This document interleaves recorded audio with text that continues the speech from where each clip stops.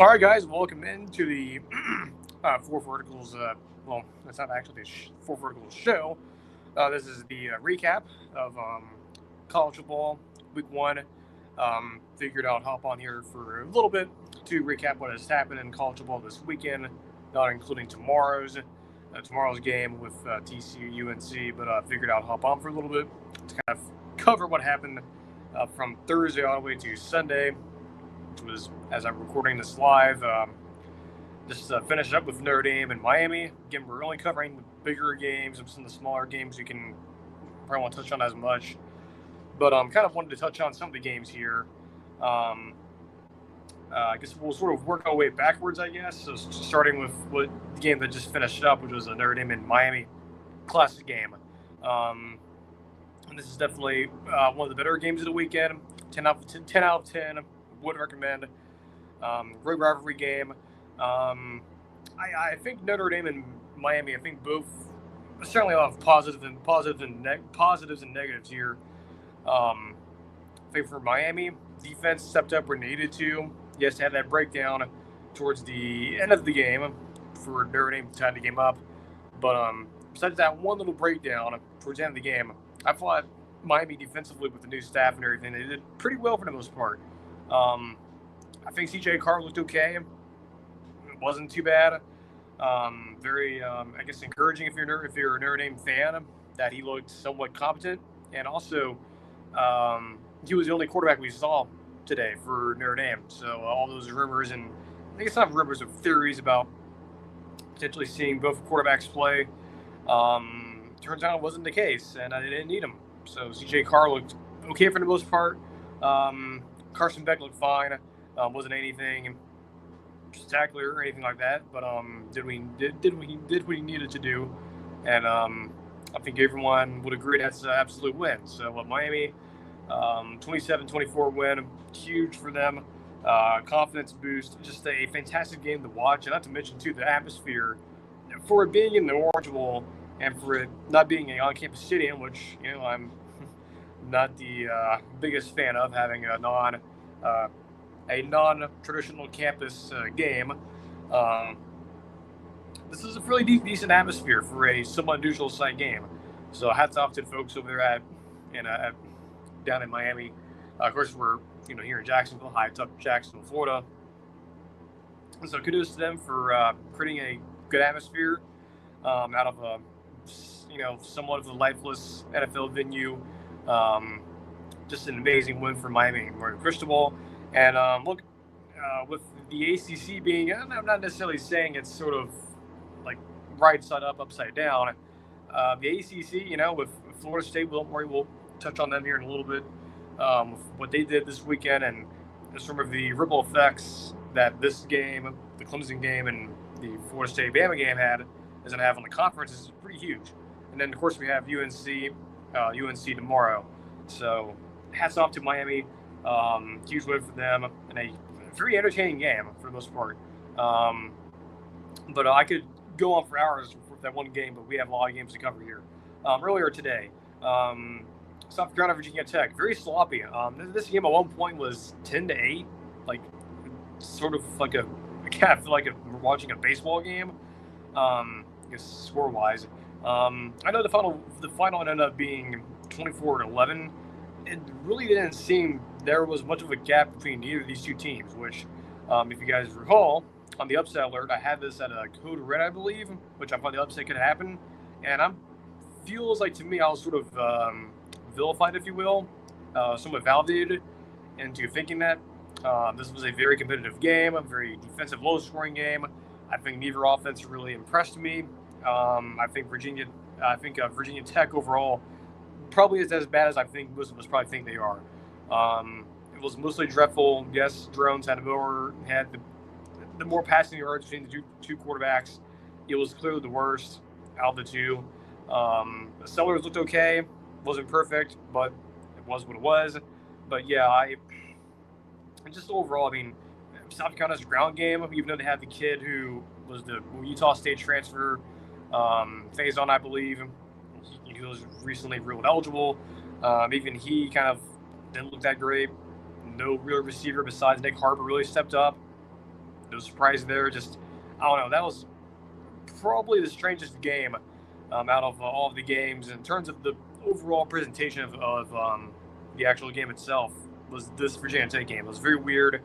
Look, hats off to South Carolina. You got a decent non-conference win, and I think it is pretty clear that Virginia Tech is as bad as we thought they were, and they're probably going to be really bad this year. Just based on vibes alone, I don't know. It's going to be really tough, and who knows? We could be looking at Virginia Tech down the road, and they could be a decent team, right? I mean, like I've been saying, the ACC, there's a lot of mystery at this point based on how everything sort of went this weekend. And apologies, I guess, before we move on to the Saturday games. That sound machine going, it is 11:30 at night. So hear that in the background. I don't know what to do. This is sort of the reason, or the consequence, if you will, of having to do a show late. Doing a show late this into the evening. But by the way, we will be live again tomorrow after the UNC game. So after the UNC game, we will be live again to sort of do the reaction to the UNC TCU game, and also begin our predictions for this upcoming week. So just a little bit of housekeeping rules. So this is not an official Four Verticals podcast episode. This is just a reaction. The next episode will be tomorrow evening. So tomorrow evening, Monday Night Special, we'll do all of the predictions, the reactions to the game tomorrow evening. The Tuesday poll, which I'll kind of debut tomorrow evening. So yeah, no traditional show on Tuesday. The schedule's kind of weird this week. We'll be back to normal after Tuesday. So we'll have a traditional show on Thursday. So so let's get into the Saturday here. Clemson LSU. Look, hats off to LSU, man. They really improved defensively. I think Blake Baker and the whole entire staff there, that whole defensive coaching staff there, ton of credit. I mean, they really showed up. All those guys they took in the transfer portal, they showed up. Harold Perkins, he showed up. LSU offensively, kind of was what it was. Not impressive, but granted, you were going against a fairly competent defense in Clemson, the other side of the ball notwithstanding. So hats off to Brian Kelly, ending that little opening game losing streak there, and they finally broke it. And they're 1-0, and they went into a very hostile environment.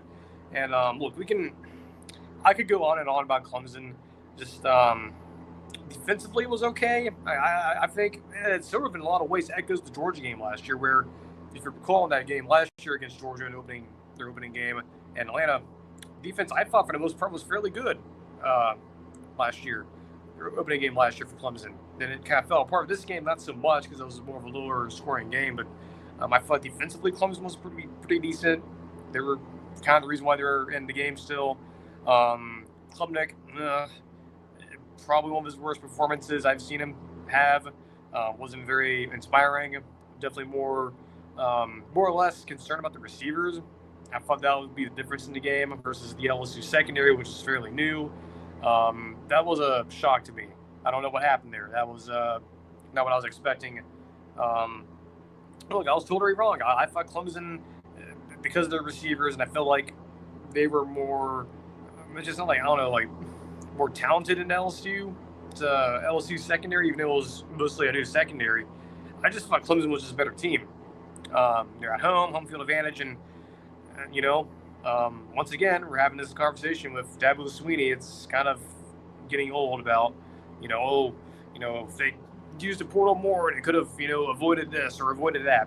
And then, look, we've said that before on this show, and other folks have said that before on their respective shows. And I don't think that was the issue here. I don't think talent was the problem. It was just kind of, I don't know what to say. I mean, look, defensively for Clemson, good. Offensively, no bueno. So that was, again, another low-scoring game. Entertaining, I guess. But, man, I'm really sure what Clemson's identity is. And that's another thing, too, is that I just don't know what their identity is on offense, to be honest with you. Very dreadful to watch. Let me see here. So after, before the Clemson game, I guess we can go and talk about it. Bama, Florida State, probably the surprise of the weekend. I think for a lot of us, including me. Um, we talked winners first year, and we'll talk about Florida State. How about that?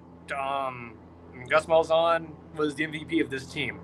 I guess if you want to include the coaching staff on the team, yeah, he was the MVP. I mean, he called a tremendous game, and I know everyone has their own quirks about Malzahn and his offense, and how it's a very run heavy offense. The passing concepts aren't the best, but when it works, it works, and it worked yesterday.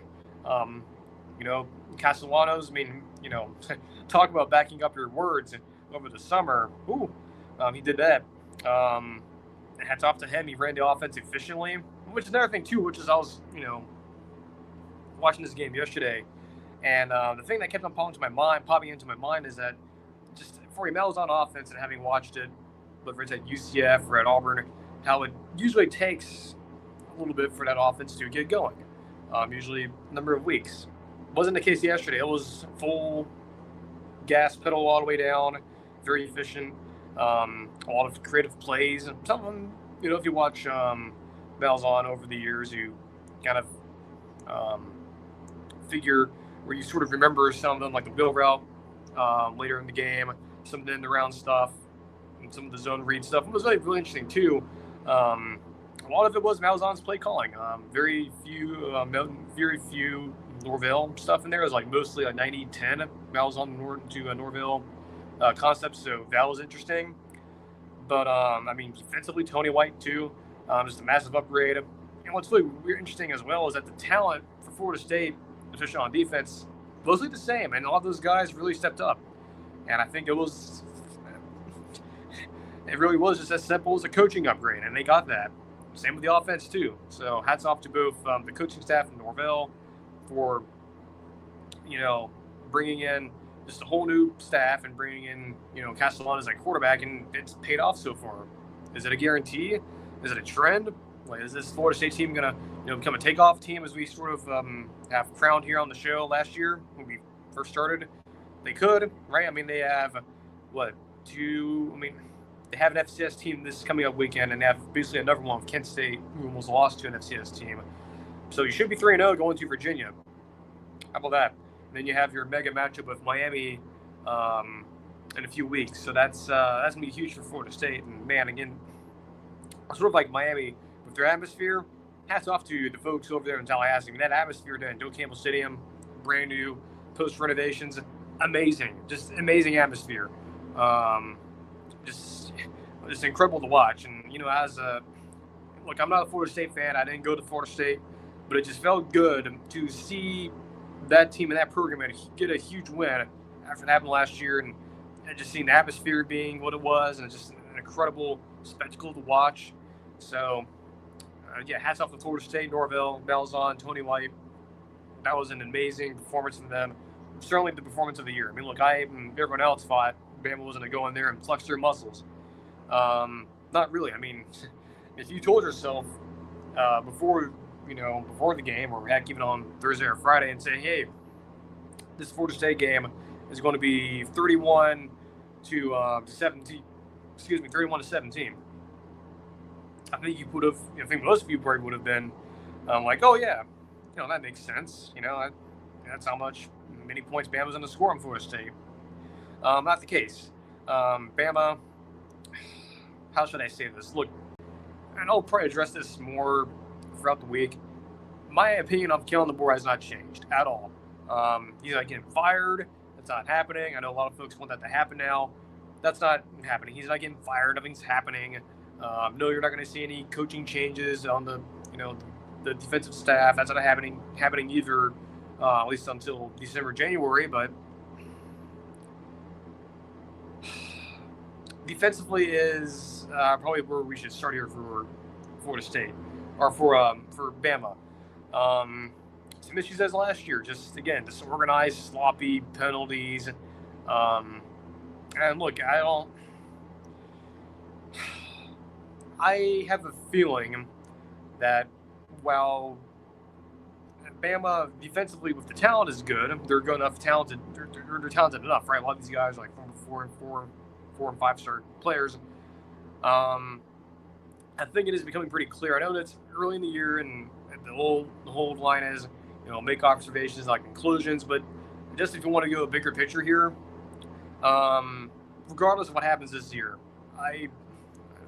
besides a championship run from Bama, which is looking less and less likely now, there will be staff changes on defense. I think it's pretty clear. Last year, yes, you can make the argument that it was DeBoer's first year and it was very sloppy and disorganized. Can't say that now. So I think there will be changes there defensively on the staff. Offensively was dreadful. I said this on Twitter, and I'll just repeat myself again now, that Ty Simpson can't do it. I mean, there's a reason why you couldn't beat out Jalen Milroe for 2 years, and I think we saw that manifest itself yesterday. And he wasn't the whole problem. I mean, he showed some mobility. That was good. Some passes were drops. But just overall, man, it was dreadful to watch, and I am concerned for Bama. Of course, you should be concerned. Now, is it a trend? Is it something that will be continuing? Would rear its ugly head against Georgia down the road and like Missouri? I don't know for sure, but I can't guarantee that. So that was tough to watch there. I guess some other games too to point out. I guess I'll point this out real quick here before we move on to Tennessee, Syracuse. USC 73-13. I know that's not going to get a whole lot of airtime, but that was pretty impressive. Given you're playing a new FBS team, Missouri State, congrats for making your way up here. Sucks that you had to get destroyed like that, but USC, they're not, they weren't ranked to begin the year and the AP or the Coaches Bowl. Guarantee you, with the movement this weekend, I think you'll see USC sneak in there. So how about that? Let's see here as we go forward here, or go backwards. Toledo, Kentucky, no surprise there. I was very concerned about that game. Texas A&M, by the way, UTSA, very sloppy from A&M. That was a little bit of a surprise. Tulane destroying Northwestern. Let's see. Yeah, Tennessee, Syracuse. Pleasant surprise here that this was what I thought was going to happen. There's some concern here. Steve Angeli threw for a lot of yards. There was a lot of broken down plays during certain parts of the game, at least for Tennessee defensively. So that's just still an issue, and that's going to be something to watch. But overall, I thought Tennessee offensively looked pretty good. Aguilar stepped in, seemed okay. No real turnover issues. So for the most part, it kind of makes sense given what I was hearing from a lot of folks when previewing this game. Is look, the Varenchute stuff, the Baylor Riles stuff, very easy for a quarterback to sort of absorb pretty quickly and be able to, operate, at least operate efficiently very quickly. And that was on full display. They looked pretty good. They also, Tennessee ran the ball effectively, which was a bit of a surprise. I thought they would struggle a little bit given the losses on the O-line and running back room. They looked pretty good. So it was, not a traditional splattering, but kind of felt like a splattering there in Atlanta. But yeah, defensively issues, and for Syracuse, man, look, they competed a little bit, but I mean when it was 17-0, when I was watching this at a undisclosed Buffalo Wild Wings here in Jacksonville, I was kind of I'm not going to say confident, but I felt pretty good when it was 17-0. Like, yeah, this is kind of what I was expecting. And Syracuse, Fran Brown, look, you guys, there's some good things to look at here. Again, Angeli played pretty well, threw for a lot of yards, just not good.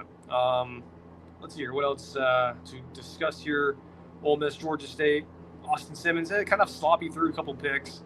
Talked about A&M already. Kansas State, that was pretty bad. Hey, Avery Johnson threw for over 300 yards, but I don't know if I feel good about that. So that's not good. UF looked pretty good for the most part. I mean, it was kind of a vanilla offensive format for them, but hey, you look pretty good. Bryce Underwood, yeah. So Michigan, 34-17, pretty sloppy. I'll be honest. I don't know. I mean, it's tough to really truly think here what was being saved for the Oklahoma game this next weekend. and what was being on full display. And I think if you're a Michigan fan, it kind of, I don't know, it wasn't very inspiring. I think Underwood could have been a lot better. It was very sloppy. I mean, this game was close for a little bit, so there's that. Arizona State, Northern Arizona. The score doesn't look that good. Levitt was your leading rusher. Kind of have a concern, especially with Scatterbo being out there. So yeah, I didn't even realize that was a close game. So not close, but not the type of score you would expect there from an FCS to a ranked team. Let's see here. Before we get to Ohio State, Texas, and anything else standing out here, I don't think so. Penn State looked good. I guess that's a positive. Didn't really have to use their running backs that much, which makes sense. You're receiving those guys for down the road, Oregon. The big game yesterday. Yeah, Texas and Ohio State. Much like the South Carolina Virginia Tech game, very sloppy, very low scoring game. How about that? Like several of these games this weekend were very low scoring, and this was really low scoring.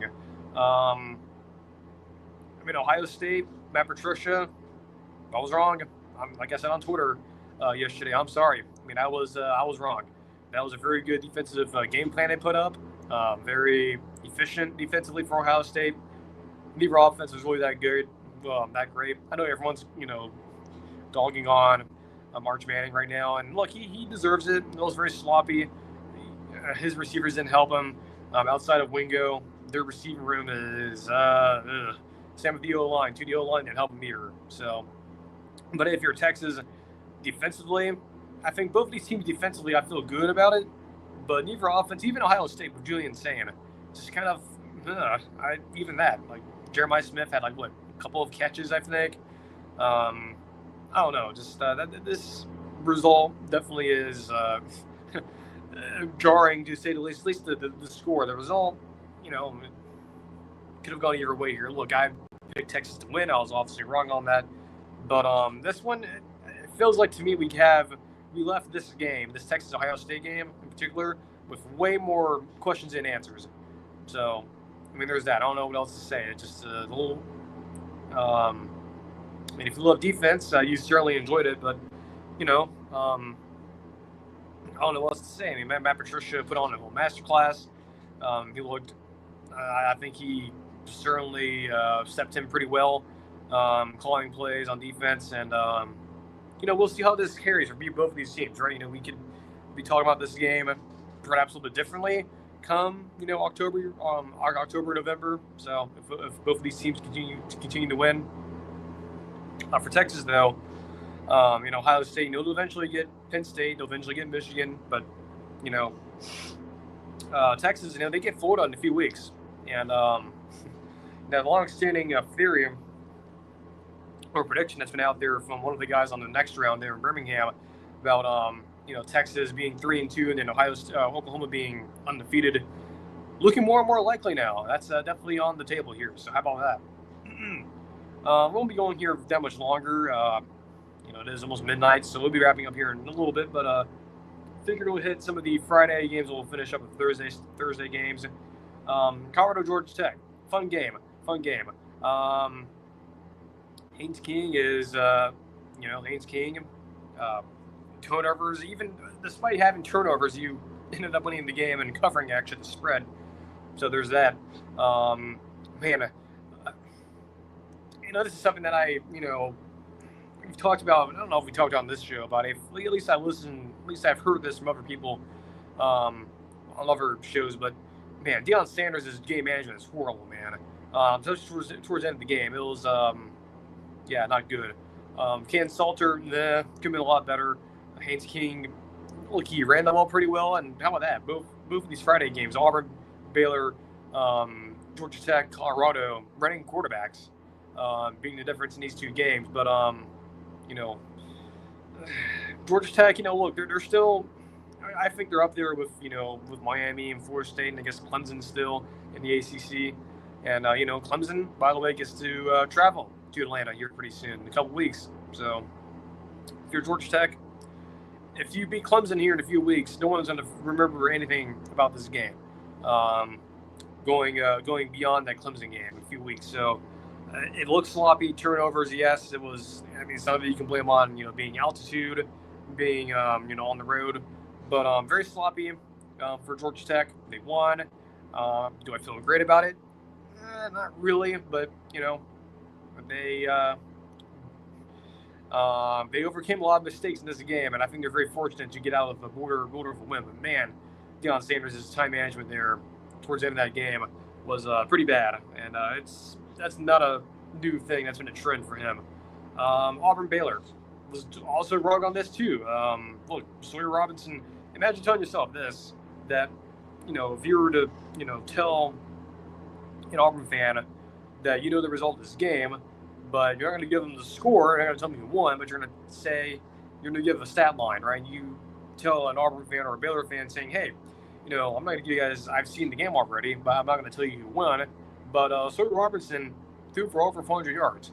If you're a Baylor or Auburn fan, I guarantee you're saying, oh, yeah, Baylor won this game probably convincingly. Well, someone won the game convincingly. It wasn't Baylor. It was Auburn. The difference in this game, I mean, much like the Georgia Tech game, running quarterback. Jackson Arnold was leading rusher for Auburn. At least from that standpoint, he looked pretty good. The passing game, I mean, Cam Coleman had that one good catch early on. I think for Auburn, you're coming out of this game. I guess we'll start with the good and we'll get to the bad. But the good thing for Auburn, your rushing attack should be pretty good. I mean, that offensive line was being talked up during, throughout, the summer and spring, and they delivered for the most part. Got off to a shaky start, but after that first drive, they really kicked it in there. I mean, their rushing attack could be pretty good this year. The bad thing for Auburn, though, is he gave up 400 yards to Sawyer Robinson. Look, Sawyer Robinson's not a bum. He's pretty good, but 400 yards, he made him look like Joe Burrow back there. I mean, that's I think that's the most yards Auburn has ever given up from an opposing team, I believe. I'll have to check that, but that must be a school record. So how about that? Auburn, huge win there. They looked pretty good. Let's see your other games to look through here. Wake Forest, Kennesaw State. Just as a college football sicko, it's fun to watch that, but that was dreadful. 10-9 there at the final. Let's see here, Michigan State, Western Michigan. Defensively for Michigan State was positive there, or that is a positive. The offense, though, still very much still a work in progress of Aiden Childs. Just makes me want to get sick thinking about it. That was not a good performance from Childs in Michigan State offense. Let's see here. Illinois looked pretty good. They played their FCS team. Speaking of FCS, Tarleton upsetting Army. How about that? I guess we'll wrap up here with Thursday games. One of them, that being Nebraska-Cincinnati. Two of them actually. There's one more. Nebraska-Cincinnati. I think Nebraska defensively played a little bit better than I thought they would, but their offense was actually worse than I thought it was going to be. So the defense surprised me. The offense disappointed me. Raiola looked pretty sloppy, just not really that inspiring. Neither team was really that much better than the other, in my opinion. Both these teams, Nebraska, Cincinnati, very even. But I think Nebraska has the better potential. And look, again, if they continue to win, to get Michigan in there in a few weeks or later in September, I believe. I think a lot of folks will probably forget about this game. But, very sloppy there for the most part for Nebraska. But, the last game I want to talk about here, the first game of this week, Boise State, South Florida. No surprise here. I thought South Florida, feel good about it. Was very concerned about this game for Boise State. Seemed validated. Yes, it was a slow start, but Alex Glush, man, him and John Sirmel are going to get, looks for major head coaching jobs here this coming up coaching cycle. And both of these guys once again proved why they're being taken seriously. That was a very good performance there for South Florida over Boise. And, Boise, it's I think they'll be okay. But I think it's becoming clear, and I think, and that's just me saying this, that whoever is going to be the G5 representative there in the playoff this year, because it's going to come from the American, I think. Whether it's, Tulane, South Florida, whomever. I think the Mountain West, no. CUSA, no. Sunbelt, heck no. MAC, probably not. So, yeah. Overall, a very good weekend, very entertaining, a lot of things going on. Oh, I guess one more thing I should bring up. UCF looked pretty dreadful against Jacksonville State. UAB almost lost to Alabama State, giving up 42 points. And Wisconsin, 17-0. I know, yes, Billy Edwards got hurt early, but still, that's I don't know what else to say. That's pretty bad. But yeah, week one, very good, very entertaining. It's I guess on the end of this, a little stat here, and I didn't realize this until this morning, that Lee Corso, by the way, that final game day show, that's going to be strange not seeing him on the set. That was a pretty good production there from ESPN. But Lee Corso, whether I think the stat that's going around is that either a school or a team that he played for or was associated with was undefeated this week. How about that?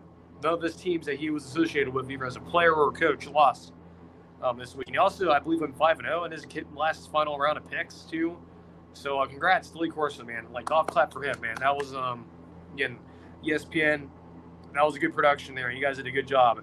And guess what on that? A little bit of interesting note there. And yeah, we'll be pretty sad not seeing Coach there anymore. But he went out on top, and that was good last rodeo for him, for Coach Corso. So again, congrats to ESPN. Congrats to that whole production team there. They did a really good job for that game day this week.